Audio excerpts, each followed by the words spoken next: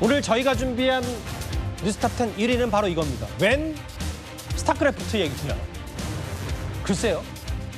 게임 한 판도 쉽게 만나서 못하는 정치권 얘기를 해보기 전에 오늘 최근에도 이른바 친명 혹은 온건파 원로들을 중심으로 민주당의 당대표 정청래 그리고 법사위원장 추미애 이런 강경파 의원들 이대로 둬도 되냐라는 내부 문제의식은 분명히 있었던 것 같아요. 화면을 만나보겠습니다.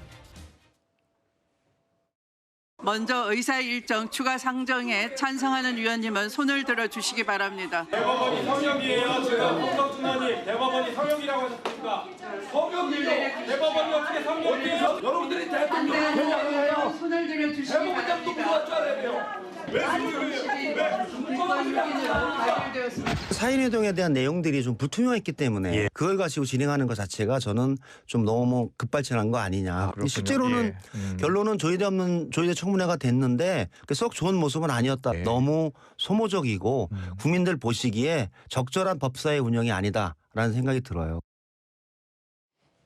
최근에 원조 친명, 친명 협상파라고 수식어를 붙여도 될까요? 김영진 의원이 여러 얘기를 하고 있는데 조의대 없는 청문회는 준비된 상황에서 됐어야 된다. 이현정 의원님. 네. 이런 내용도 내용이지만 최근에 김영진 의원의 인터뷰라든지 목소리가 커지는 이유를 어떻게 판단하세요? 자, 김영진 의원이 며칠 전에 저 비슷한 이야기를 했습니다. 자, 그래서 본인도 문자 엄청 받고 항의 문자 많이 받았다고 그래요. 예. 보통 이렇게 받으면 이야기를 바꾸거나 다른 의원들처럼 아예 부인하거나 이렇게 해버립니다. 예. 또 했습니다. 그 의미는 뭘까요? 지금 오늘 이야기도 굉장히 아주 센 이야기인데 예. 법사위 재구성 이야기까지 오늘 했습니다. 아하. 제가 취재한 바에 따르면 예. 이재명 대통령이 굉장히 이 문제에 대해서 우려하고 있다라고 합니다. 그러니까 이런 우려를 일부 이제 자신의 측근들에게도 했다는 거죠. 그러니까 이 대통령의 속내를 김영진 의원이 대신 얘기한 거다. 저는 그렇게 추정을 합니다. 예. 왜냐하면 지금 국가적 중요한 이야기들 또 대통령의 지금 외교활동 등등 여러 가지 지금 사안들이 있는데 불구하고 그때마다 계속 법사위 문제가 터지면서 결국은 이 대통령의 어떤 이 뜻 자체를 덮어버렸어요. 자, 그러다 보니 대통령 입장에서는 이게 지금 더군다나 이게 뭔가 근거가 있고 국민들 봐서도 이유가 있으면 모르겠습니다. 예를 들어 전혀 근거가 없는 사인회동 문제를 놓고 지금 청문회까지 하고 지금 대법원까지 쳐들어가겠다는 거 아니겠습니까? 예. 더군다나 지금 이번에 보면 저 법사위에 나와 있는 그 민주당 의원들은 상당수 이번 지방선거 출마 희망자들입니다. 그래서 일선에는 저거 지방선거 경선장 같다는 이야기도 있어요. 그러니까 자신의 저런 이야기를 전부 다 찍어서 전부 다 홍보하는 이런 것들로 지금 다 채워지고 있다 보니 사심이 들어가는 거죠. 그러니까 이게 지금 근거가 없이 뭔가 이게 지금 이 국정 운영에도 법사위가 중심이 되다 보니까 대통령실도 굉장히 이 문제에 대해서 우려하고 있다. 그런 목소리가 김영진 의원을 통해서 나왔다는 저는 봅니다. 왜? 다른 의원들 같으면 한 번 하고 난 다음에 바로 후퇴해요. 예. 그러나 김영진 의원이 거듭 저 주장을 하는 것은 이거 내 뜻만 아니야. 라는 이야기를 저는 은연중에 이야기하고 있는 게 아닌가 싶습니다. 법사위 멤버가 지금 떠오르는 사람들만 해도 추미애 법사위원장이 있고 서영교 의원, 김용민 의원, 이런 박균택 의원 등이 있는데 지금 이제 김영진 의원 얘기는 법사위 재구조화도 필요하다. 작심 발언했고 이게 이재명 대통령의 의중 아니냐라는 해석도 나오는데 아예 여권 원로는 콕 집어서 정청래 대표와 추미애 법사위원장을 언급했습니다. 강성 지지층에 휘둘려서 아마 지금 이재명 정부의 지지율이 떨어지면 그거 뒤집은 게 제일 큰 요인일 거라고 봐요. 대통령실에서도 그것 때문에 좀 한숨을 쉬는 것 같더라고요. 다들 그 강성들 눈치만 보고 끌려가는 게 당대표 법사위원장 이런 사람들이 워낙 거친 사람들이라고. 아마 이 떨어지는 지지율을 언급한 게 이 수치인 것 같은데요. 최진봉 교수님. 60에서 5%포인트 떨어졌고 부정 다소 올랐다. 이 지지율을 언급한 이유는 아까 유인태 전 사무총장의 말을 한번 그래픽으로 볼 수 있을까요? 뭐라 그랬냐면 대통령실조차도 한숨을 쉬고 있다. 문제의식은 있는 것 같아요, 용산에서도. 그런 부분이 없지 않아 있을 것으로 보여집니다. 물론 저는 너무 애들러서 있는 게 없는 게 보여지는 거 정확히 알지 모르기 좀 때문에 간명하게 얘기해 주세요. 예. 그렇게 얘기할 수는 없고요. 그러니까 유인태 총장의 말은 동의하진 않지만 우려는 있어요, 분명히. 왜냐하면 당에서 여러 가지 그 정책을 하는 건 정무적 판단이 좀 필요하다고 저는 보거든요.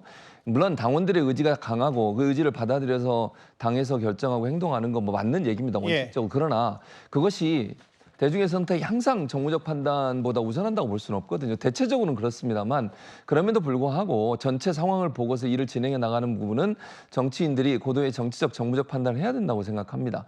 그런 부분들이 좀 미흡한 부분이 분명히 있어 보이고요. 그것이 대통령실은 말은 안 하겠지만 그런 부분들이 대통령실 우려로 나오는 부분도 분명히 있습니다. 그게 크다고 저는 보지는 않습니다만 당정 간의 갈등이 있다고 얘기할 수는 없고요. 다만 이제 당에서 운영하는 여러 절차들이 구체적으로 대통령실이나 대통령에게 영향을 미치는 부분이 있다는 점은 인식하고 있다. 그래서 이 부분을 조금 더 정무적으로 판단하고 행동했으면 좋겠다는 생각들이나 의견들은 전달되고 있는 걸로 보여지고요. 그러나 그것이 대통령실 입장에서는 강하게 압박을 하거나 아니면 의견을 전달하기 좀 어려운 부분이 있는 것 같아요. 왜냐하면 그게 당무 개입이 될 수 있는 위험성도 있기 때문에 그래서 조금 그런 부분들을 적극적으로 얘기하고 있지는 않은 것으로 알고 있습니다.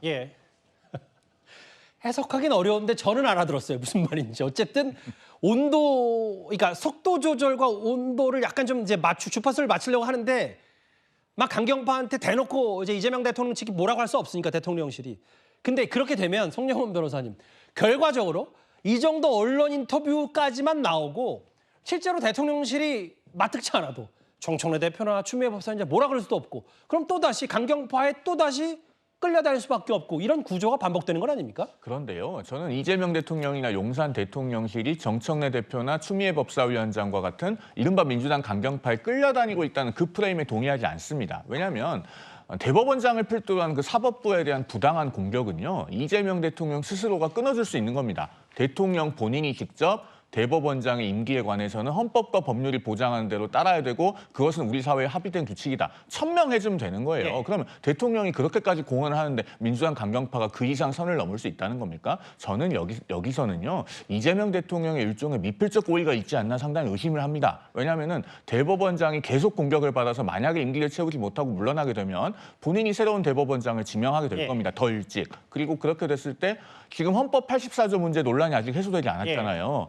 확실하게 본인의 임기 중에는 재판을 재개하지 않을 법관들을 해당 사건 재판부들을 보낼 만한 대법원장을 더 일찍 지명할 수 있는 이해관계가 분명히 있어요. 그렇기 때문에 대통령이 이런 상황을 의지를 밝히지 않고 방관하고 있다. 그렇기 때문에 그로 인해서 지지율이 하락한다면 그것은 본인의 책임이지 어떤 인터뷰를 통해서 애둘러서 민주당 강경파에게 책임을 전가할 것이 아니다. 저는 이런 관점을 좀 분명히 말씀을 드리고 싶습니다. 약간 역할 분담 같은 게 있다. 장희유 변호사님.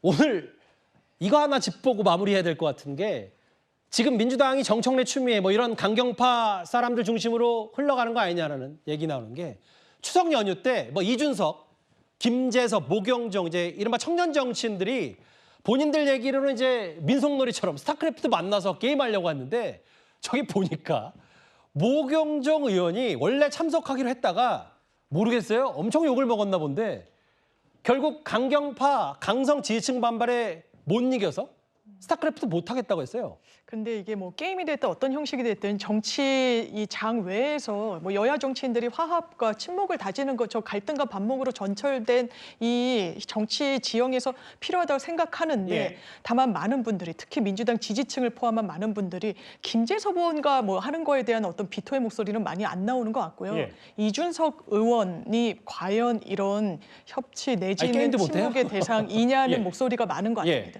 이준석 의원 같은 경우에는 정치인의 자질을 의심케 하는 대선 과정 중에서의 생방송 중에서 대선 토론회에서의 발언이 있었습니다. 유의미한 사과 즉각적으로 나오지도 않았습니다. 이런 부분과 관련해서 과연 이런 자리에서 함께하는 것이 맞냐라는 그런 문제의식이 상당히 많이 있는 것 같고 당원들 중심으로 강력한 문제 제기가 있었기 때문에 모경정 의원이 결과적으로는 불참하게 된 것 같습니다. 뭐 협상하고 대화하는 것도 아니고 뭐 테란 저그 프로토스 역할을 해서 게임하는 건데 무슨 말씀인지 알겠습니다. 어쨌든 지금 게임 한 판도 못하는 여야가 아마 한과의 정치권 추석 밥상에도 여러 얘기들이 좀 있을 것 같아서 마지막 주제로 짚어봤습니다.